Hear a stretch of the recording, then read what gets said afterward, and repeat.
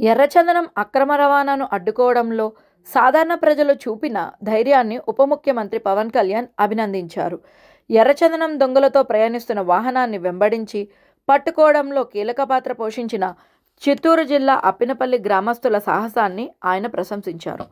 తమకు పవన్ కళ్యాణ్ స్ఫూర్తిని కలిగించారని గ్రామస్తులు చెప్పడం విశేషమని పవన్ కళ్యాణ్ తన ఎక్స్ ఖాతాలో వెల్లడించారు. తిరుపతి ఫ్లయింగ్ స్క్వాడ్ అధికారులు పులిచెర్ల వద్ద తనిఖీ చేస్తుండగా ఓ తవేరా వాహనం అనుమానాస్పదంగా వేగంగా వెళ్లిపోయింది. వెంటనే అటవీ అధికారులు దానిని వెంబడించడం ప్రారంభించారు.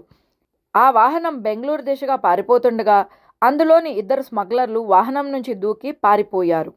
డ్రైవర్ మాత్రం వాహనాన్ని నడపడం కొనసాగించాడు. అటవీ అధికారులు అప్పినపల్లి గ్రామస్తులకు సమాచారం అందించగా వారు వెంటనే ఐక్యంగా ఆ వాహనాన్ని తరమడం ప్రారంభించారు.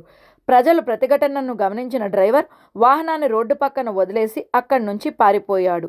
తర్వాత ఘటనా స్థలానికి చేరుకున్న పోలీసులు, అటవీశాఖ అధికారులు వాహనాన్ని పరిశీలించగా అందులో అక్రమంగా తరలిస్తున్న 10 ఎర్రచందనం దొంగలను స్వాధీనం చేసుకున్నారు.